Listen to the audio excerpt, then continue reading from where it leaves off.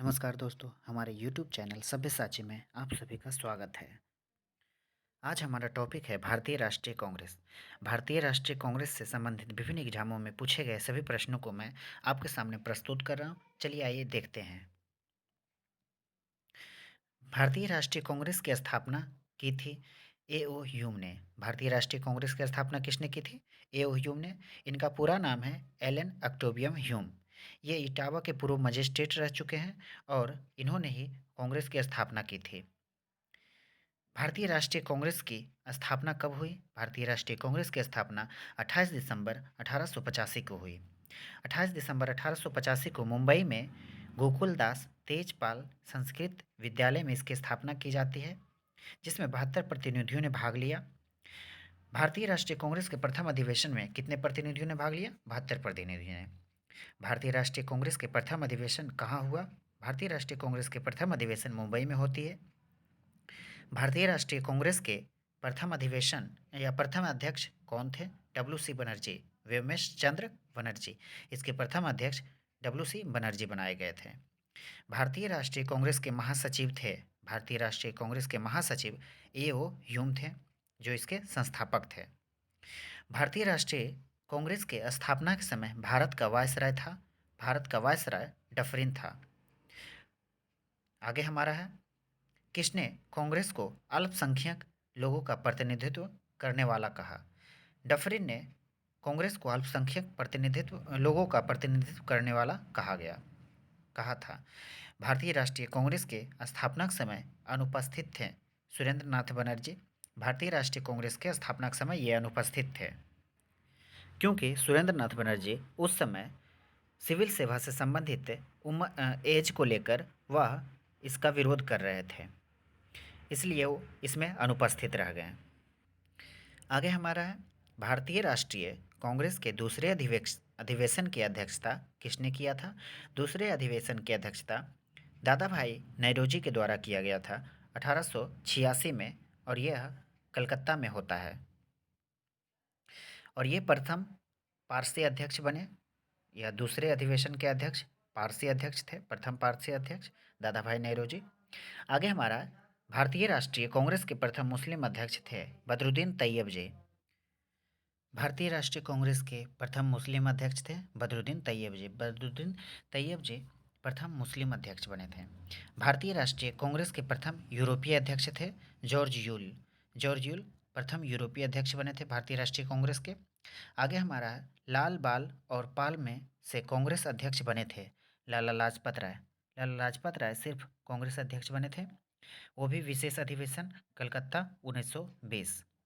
लाल बाल पाल का मतलब होता है लाला लाजपत राय, बाल गंगाधर तिलक और बिपिन चंद्र पाल। ये सभी गरम दल के नेता थे। भारतीय राष्ट्रीय कांग्रेस के प्रथम महिला अध्यक्ष बनी। भारतीय राष्ट्रीय कांग्रेस के प्रथम महिला अध्यक्ष एनी बेसेंट बनाई गई थी 1917 कलकत्ता अधिवेशन में।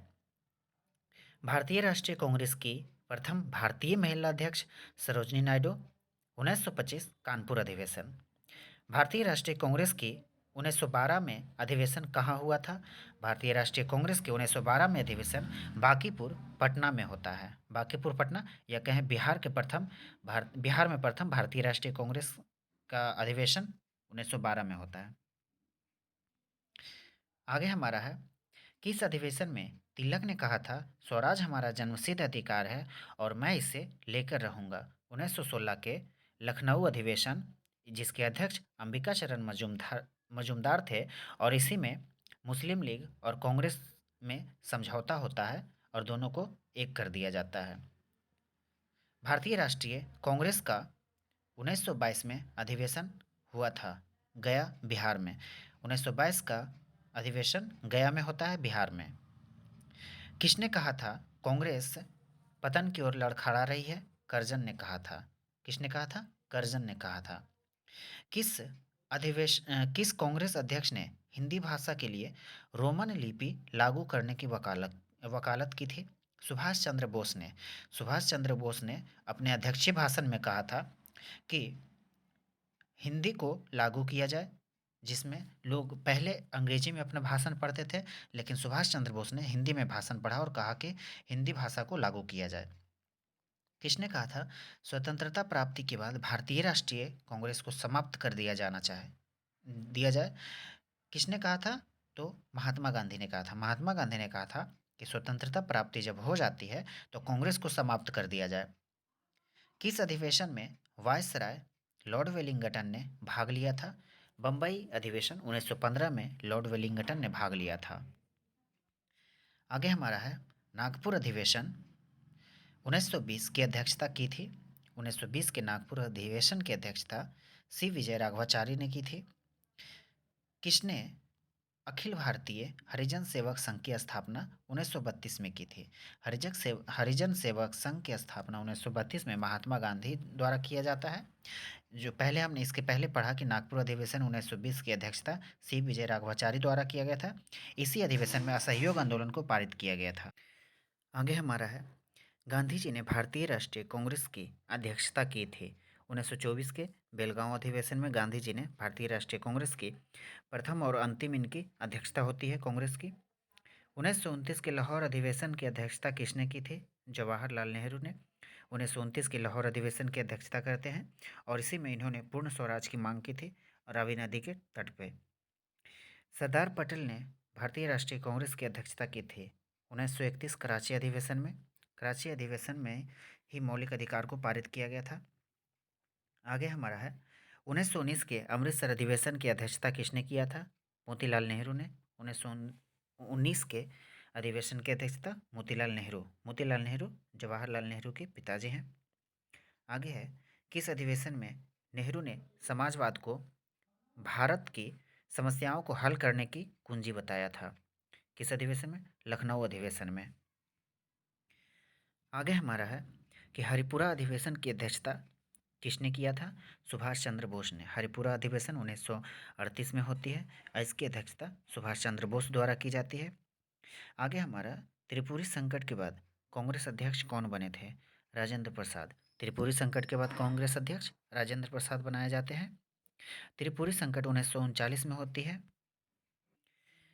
इस संकट के समय कांग्रेस अध्यक्ष सुभाष चंद्र बोस चुने जाते हैं, लेकिन गांधी जी की इच्छा थी कि पटाभी सीतारामैया इस अधिवेशन के अध्यक्ष बने, लेकिन विजयी सुभाष चंद्र बोस हो जाते हैं, जिसके बाद गांधी जी वैचारिक मतभेद हो जाता है और सुभाष चंद्र बोस इस्तीफा दे देते हैं, जिसके बाद राजेंद्र प्रसाद को इस अधिवेशन के अध्यक्ष बनाया जाता है। सबसे कम उम्र में कांग्रेस अध्यक्ष बने थे अबुल कलाम आज़ाद। सबसे कम उम्र में कांग्रेस अध्यक्ष अबुल कलाम आज़ाद बनाए जाते हैं। लगातार 6 वर्षों तक कांग्रेस अध्यक्ष बने रहने वाले प्रथम व्यक्ति थे। कौन थे? अबुल कलाम आज़ाद। लगातार 6 वर्षों तक कांग्रेस अध्यक्ष ये बने रह जाते हैं। द्वितीय विश्व युद्ध के समय ऐसा होता है, जब भारत स्वतंत्र हुआ उस समय कांग्रेस अध्यक्ष थे। जब भारत स्वतंत्र हुआ उस समय जेबी कृपलानी कांग्रेस अध्यक्ष थे। जन गण मन पहली बार किस अधिवेशन में गाया गया था? जन गण मन पहली बार 1911 के कोलकाता अधिवेशन में गाया जाता है। कांग्रेस का अंतिम अधिवेशन जिसमें तिलक ने भाग लिया था, अमृतसर अधिवेशन 19। इसके बाद तिलक की मृत्यु हो जाती है और 1 अगस्त 1920 की इनकी मृत्यु होती है और इसी दिन असहयोग आंदोलन शुरू होता है। कांग्रेस के नरम दल के नेताओं की आंदोलन पद्धति थी राज वामबंद पद्धति थी। इनकी पद्धति क्या थी? राज वाम बंदे पद्धति, जिसका जिसका अर्थ होता है प्रशासन में भारतीयों की भागीदारी की मांग तथा जनता में राजनीतिक जागरूकता उत्पन्न करना। राज वामबंदी के मतलब होता है। आगे हम देखते हैं। आगे हमारा किस आंदोलन के कारण नरम दल और गरम दल का उद्भव हुआ? स्वदेशी आंदोलन के कारण। नरम दल और गरम दल का उद्भव कब कैसे हुआ? स्वदेशी आंदोलन के कारण। अधिकतर नरमपंथी नेता थे शहरी क्षेत्रों से। अधिकतर नरमपंथी जो नेता थे शहरी क्षेत्रों से, और या तो ये वकील थे या ये बिजनेसमैन होते थे। किसने कांग्रेस अधिवेशन से स्वराज की मांग की थी? नेहरू दादा भाई नेहरू ने कांग्रेस अधिवेशन से 1906 के कलकत्ता अधिवेशन में स्वराज की मांग की प्रथम मांग की थी। किसने कांग्रेस पर प्रार्थना याचना तथा विरोध की राजनीति करने का आरोप लगाया था? बाल गंगाधर तिलक ने कांग्रेस पर प्रार्थना याचना तथा विरोध की राजनीति करने का आरोप लगाया था। भारतीय राष्ट्रीय आंदोलन गर्मपंथियों के अधीन आया 1906 के बाद। 1906 के बाद यह आंदोलन गर्मपंथियों के अधीन आ गया। शेर ए पंजाब के नाम से मशहूर हैं लाला लाजपत राय। लाला लाजपत राय को शेर ए पंजाब कहा जाता है। लाला लाजपत राय ने अपना गुरु किसे माना है? मैजनी को। मैजनी इटली के थे और इन्होंने अपना गुरु माना। किसे भारतीय अशांति का जनक माना जाता है? बाल गंगाधर तिलक को। और बाल गंगाधर तिलक को अशांति का जनक किसने कहा था? तो वैलेंटाइन सिरोल ने कहा था। किसने कहा था कि संस्कृत के एक विद्वान के रूप में मुझे तिलक में दिलचस्पी है? मैक्स मुलर ने कहा था। मैक्स मुलर आप सभी जानते हैं, इतिहासकार हैं। तिलक को लोकमान्य की उपाधि दी गई थी। कब दी गई थी? रैंड मर्डर केस के रिहाई के बाद, जब यह जेल से छूट के आते हैं तब इनको लोगों ने लोकमान्य की उपाधि दिया। आगे हमारा 1908 में 6 वर्ष की कारावास के लिए तिलक को भेजा गया था मांडले जेल। 6 वर्ष के कारावास के लिए तिलक को मांडले जेल भेजा जाता है। किसने कहा था राष्ट्रीयता एक धर्म है और वह ईश्वर की देन है? अरविंद घोष ने कहा था। अरविंद घोष ने कहा था राष्ट्रीयता एक देन है, राष्ट्रीयता एक धर्म है और यह ईश्वर की देन है। महाराष्ट्र में गणपति उत्सव किसने शुरू किया था? तिलक ने किया था। बाल गंगाधर तिलक ने महाराष्ट्र में गणपति उत्सव और शिवाजी उत्सव का आरंभ करते हैं, जिससे लोगों में एकजुटता हो और राष्ट्रीयता के प्रति लगाव बढ़े। गांधी जी के साथ किस मुसलमान ने तिलक की अर्थी उठाई थी? तिलक की मृत्यु के बाद तिलक की अर्थी को उठाने वाले थे गांधी जी और एक मुसलमान के रूप में शौकत अली थे। आगे हमारा है कांग्रेस पूर्व राजनीतिक संगठन। कांग्रेस के पूर्व में जो राजनीतिक संगठन स्थापित किए गए थे उससे संबंधित प्रश्नों को हम देखते हैं। किस राजनीतिक संगठन की स्थापना 1838 में हुई थी? जमींदारी एसोसिएशन की। जमींदारी एसोसिएशन प्रथम ऐसी संस्था थी जो कांग्रेस के पूर्व स्थापित हुई थी। किस संगठन ने 1875 में हाउस ऑफ कॉमन्स में एक याचिका प्रस्तुत करते हुए ब्रिटिश संसद में भारत के प्रत्यक्ष प्रतिनिधित्व की मांग की थी? पूना सार्वजनिक सभा ने। पूना सार्वजनिक सभा ने कहा था कि ब्रिटिश संसद में एक भारतीय का प्रतिनिधित्व होना बहुत ज़रूरी है और हमें चाहिए। इंडियन एसोसिएशन के संस्थापक कौन थे? सुरेंद्र नाथ बनर्जी। इंडियन एसोसिएशन के संस्थापक सुरेंद्र नाथ बनर्जी थे। कांग्रेस से पूर्व सबसे महत्वपूर्ण संस्था थी। कांग्रेस से पूर्व सबसे महत्वपूर्ण संस्था इंडियन एसोसिएशन ऑफ कोलकाता। जो इंडियन एसोसिएशन था वही सुरेंद्र नाथ बनर्जी द्वारा स्थापित यही संस्था Indian association of Kolkata. Surendra Nath Banerjee को किस वर्ष सिविल सेवा से हटाया गया? 1874 में। सुरेंद्र नाथ बनर्जी को 1874 में सिविल सेवा से हटा दिया जाता है, क्योंकि थोड़ी सी किसी गलती के कारण इनको हटा दिया जाता है, जिसके बाद ये लगातार सिविल सेवा से संबंधित लड़ाई में संघर्ष करते रहते हैं और उससे उसके उम्र को कम कर दिया जाता है, जिससे ये लगातार संघर्ष करते रहते हैं और प्रथम अधिवेशन में भाग नहीं ले पाते। कांग्रेस के प्रथम अधिवेशन में भाग नहीं ले पाते हैं, इसी के कारण ये। किस संगठन का विलय 1886 में कांग्रेस में कर दिया गया था? Indian association. यही इंडियन एसोसिएशन है जिसको 1886 में कांग्रेस में विलय कर दिया जाता है। राजनैतिक सुधारों को लेकर विरोध करने वाले प्रथम भारतीय कौन थे? राजाराम मोहन राय। राजनैतिक सुधारों को लेकर विरोध करने वाले प्रथम भारतीय थे राजाराम मोहन राय। मद्रास महाजन सभा की स्थापना कब हुई? मद्रास महाजन सभा की स्थापना मई 1884 में की जाती है। 1885 में स्थापित बम्बई प्रेसिडेंसी एसोसिएशन के संस्थापक थे फिरोज शाह मेहता। बम्बई प्रेसिडेंसी एसोसिएशन के संस्थापक फिरोज शाह मेहता, बदरुद्दीन तैयब जी तथा केटी तेलंग है। आगे हमारा कोलकाता में एशियाटिक सोसाइटी ऑफ बंगाल की स्थापना 1784 में किसने किया था? कोलकाता में एशियाटिक सोसाइटी ऑफ बंगाल की स्थापना 1784 में विलियम जोन्स के द्वारा किया जाता है। 1875 में बंगाल में इंडिया लीग की स्थापना किसने की? शिशिर कुमार घोष ने। शिशिर कुमार घोष के द्वारा 1875 में इंडिया लीग की स्थापना की जाती है। आगे हमारा है मुस्लिम लीग। मुस्लिम लीग से संबंधित प्रश्नों को हम देखते हैं जो अभी तक पूछे गए हैं मुस्लिम लीग से संबंधित। मुस्लिम लीग की स्थापना किसने किया था? नवाब सलीमुल्लाह खान ने। नवाब सलीमुल्लाह खान ढाका के नवाब थे और इन्होंने ही मुस्लिम लीग की स्थापना की थी। मुस्लिम लीग की स्थापना कब हुई थी? 1906 में। मुस्लिम लीग की स्थापना 1906 में होती है, ढाका में। मुस्लिम लीग के प्रथम अध्यक्ष थे आगा खां। मुस्लिम लीग के प्रथम अध्यक्ष आगा खां को बनाया गया था। 1907 में मुस्लिम लीग का अधिवेशन कहाँ हुआ था? कराची में। 1907 में यह दूसरा अधिवेशन कराची में होता है।